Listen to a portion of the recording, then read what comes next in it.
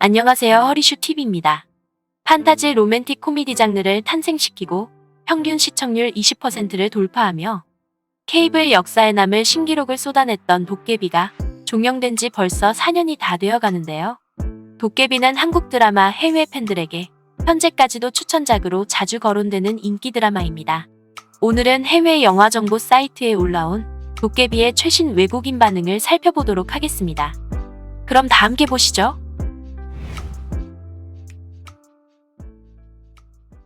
첫날부터 이 드라마에 푹 빠졌고 모든 에피소드를 다 시청할 때까지 정주행을 멈출 수 없었습니다.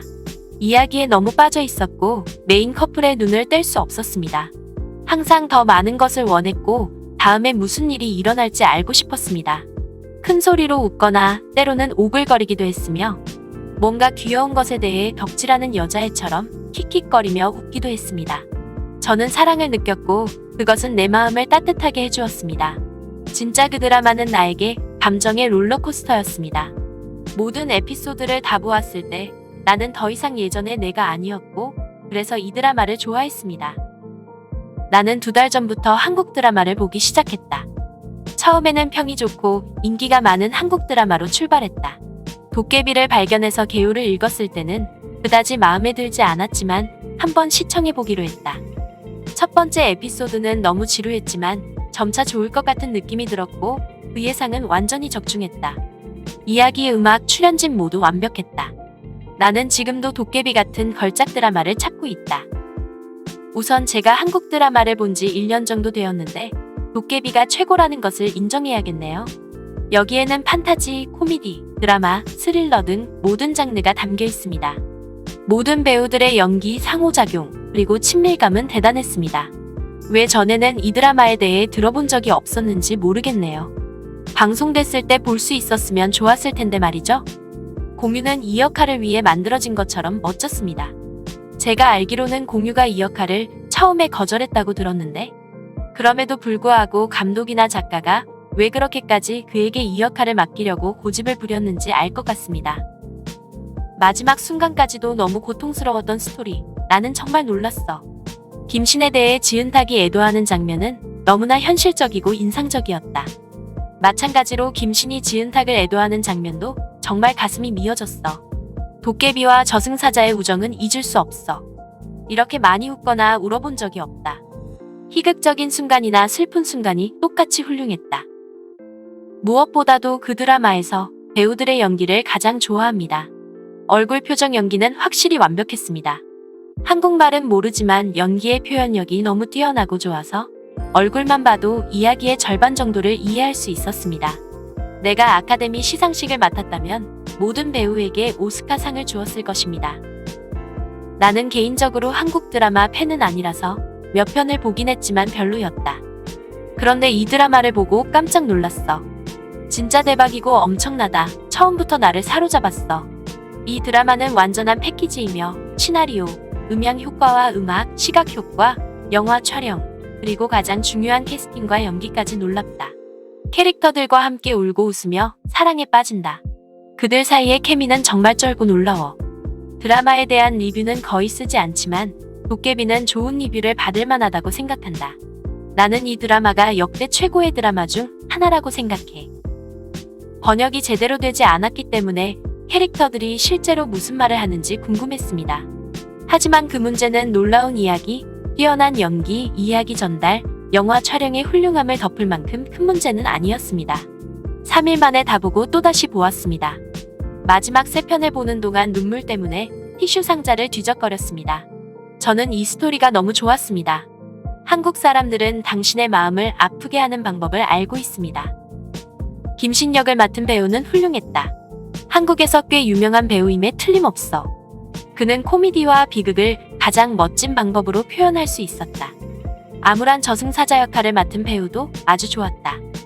내가 주목한 다른 배우는 바로 박중원 역할을 연기한 배우였다. 그는 과장되게 연기하지 않고 캐릭터에 필요한 만큼의 사악함을 표현했다.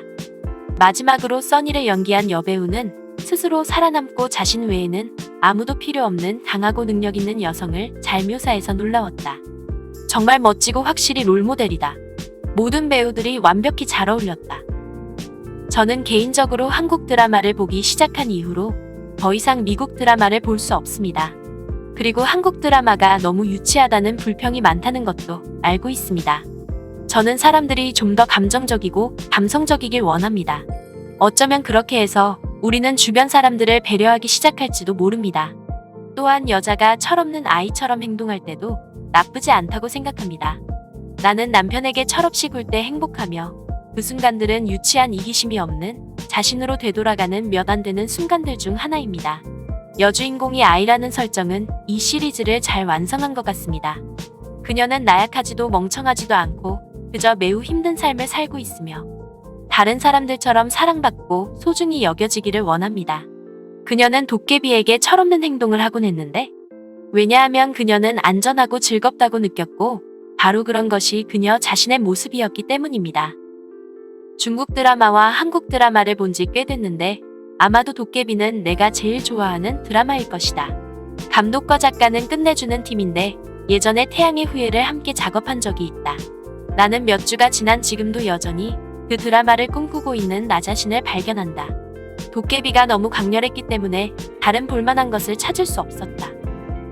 드라마에서 제가 놓쳤다고 생각하는 모든 뉘앙스를 이해하려고 다른 언어를 읽고 쓰는 법을 배울 것입니다. 자막이 있음에도 불구하고 말이죠. 이 드라마의 스토리와 연기의 모든 부분을 사랑했어요. 메인 커플의 나이 차이 때문에 사실 조금 걱정도 했습니다. 하지만 저 또한 나이 어린 소녀였던 때가 있었고 아마 미친 듯이 사랑에 빠졌을 것이라는 점을 간과해서는 안 됩니다. 처음부터 이 드라마는 너무나 좋았지만 제게는 결말이 너무 답답했어요. 왜 도깨비가 9년을 더 기다려야 했을까요? 왜 그는 약속된 평온을 얻지 못했을까요? 지은탁이 왜 그런 결말을 맞이해야 했을까요? 도깨비의 신부가 다시 태어나기를 기다리는데 900년이면 충분하지 않았나요? 이상 외국인들의 반응이었습니다. 도깨비는 신의 존재와 의미, 성과학, 전생과 업보 등 많은 내용들을 담고 있지만 가장 기본적인 틀은 사랑이었다고 생각합니다. 또한 판타지 장르에서 시청자들이 감정이입을 잘할 수 있게 만든 설정과 연출은 도깨비라는 드라마를 더욱 돋보이게 만들었습니다. 비록 여주인공이 미성년자라는 설정 때문에 부정적인 해외 반응이 최근 늘어난 것은 사실이지만 모진 풍파를 다 겪었음에도 순수함을 잃어버리지 않는 어른 캐릭터보다는 힘든 상황 속에서도 여전히 순수하게 보일 수 있는 19살이라는 캐릭터 설정이 스토리 전개에 있어서 더 설득력 있지 않나라는 생각도 해봅니다. 날이 좋아서 날이 좋지 않아서 날이 적당해서 유난히 아름다웠던 도깨비를 몰아보기로 다시 만나봐야겠다는 생각을 문득 해봅니다. 여러분들에게 쓸쓸하고 찬란하신 도깨비는 어떤 드라마였나요? 댓글로 의견을 남겨주시면 감사하겠습니다. 이상 허리슈TV였습니다. 구독과 좋아요는 콘텐츠 제작에 큰 힘이 됩니다.